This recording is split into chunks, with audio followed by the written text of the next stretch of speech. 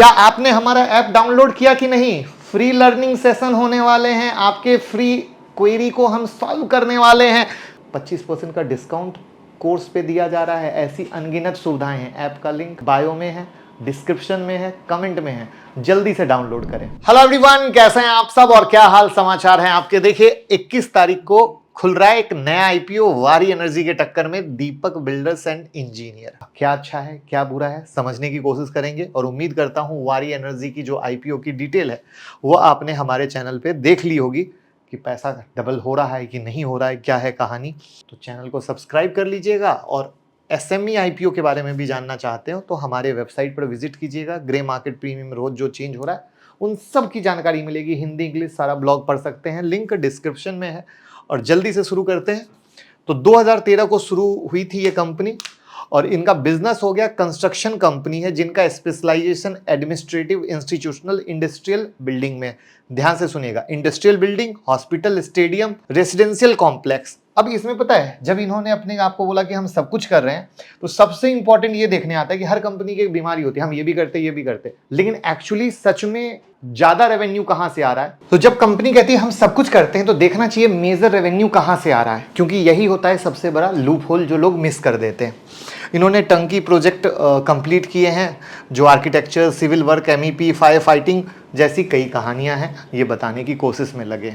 ठीक है, अगर हम इसको कैटेगरी वाइज डालें तो कंस्ट्रक्शन प्रोजेक्ट, इंफ्रास्ट्रक्चर प्रोजेक्ट और सेल ऑफ। जो कंस्ट्रक्शन प्रोजेक्ट है वहां पर फोकस होता है बिल्डिंग बनाने पे, रिनोवेट करने पे, रिपेयर करने पे, जबकि इंफ्रास्ट्रक्चर पे आते हैं तो डेवलप करना। ठीक है ना, ये इंपॉर्टेंट होता है, ये इस तरीके से है। इनके क्लाइंट अगर देखें तो खतरनाक क्लाइंट हैं, Indian railway, Indian oil, AIIMS, भैया दिग्गज नाम दिख रहे हैं, इसमें तो कोई डाउट नहीं है।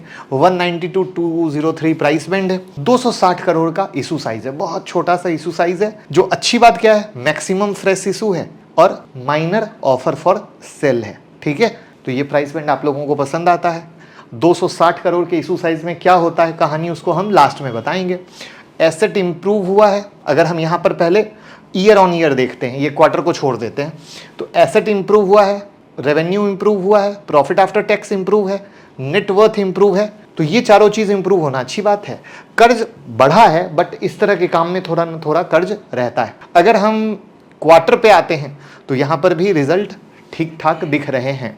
अब जो हमने कहा था कि हम इनके प्रोजेक्ट को तोड़ने की कोशिश करेंगे, तो ईपीसी प्रोजेक्ट 44.87 है, परसेंटेज बेसिस जो प्रोजेक्ट हैं वो 29.75% है और सेल ऑफ प्रोडक्ट 25.34% है, यानी मोटा मोटा बटा हुआ है, एक जगह अटका हुआ नहीं है। आरओई आरओसी थोड़ा सा कमजोर है, 10% के नीचे का है। डेट टू इक्विटी 0.91 है, ठीक है। इंडस्ट्री पी 25 का है, ये इनका 16.63 है, यानी वैल्यूएशन ठीक ठाक है।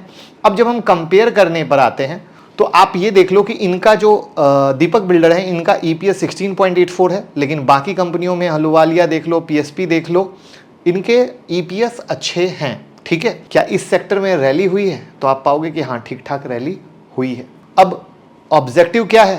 तो सिंपल ऑब्जेक्टिव है कि कर्ज का रीपेमेंट करेंगे, वर्किंग कैपिटल मिलेगा। ठीक है, तो कर्ज का रीपेमेंट करेंगे यानी कर्ज घट जाएगा। पॉजिटिव क्या है? तो भैया इंफ्रास्ट्रक्चर प्रोजेक्ट क्या होते हैं, ग्रोइंग सेक्टर में आते हैं।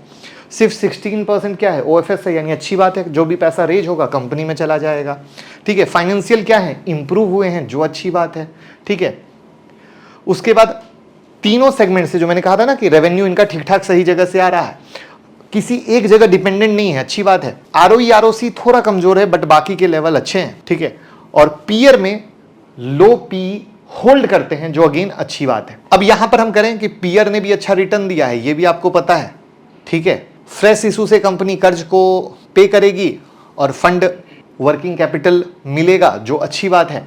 लेकिन निगेटिव क्या है, डेट इंप्रूव हुआ है, रेवेन्यू जो आ रहा है सरकार से आ रहा है और सेमी गवर्नमेंट से आ रहा है, यानी अगर सरकार के साथ रिश्ते नाते थोड़े भी खराब हुए या सरकार की दृष्टि के कहीं और चली गई, किसी और कंपनी ने सरकार के साथ सेटिंग कर ली तो मामला गड़बड़ हो जाएगा।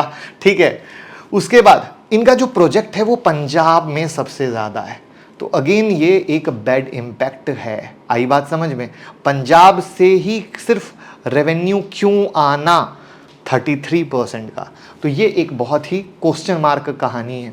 और निगेटिव देख लें, अब यहां पर छोटी कंपनियों के साथ वही देखो। Deepak Kumar Singh subject to penalty for contravention of foreign exchange management act 1999। Again ये जो लीगल पीगल ये सब होता है ना, ये छोटी कंपनियों में भरा रहता है।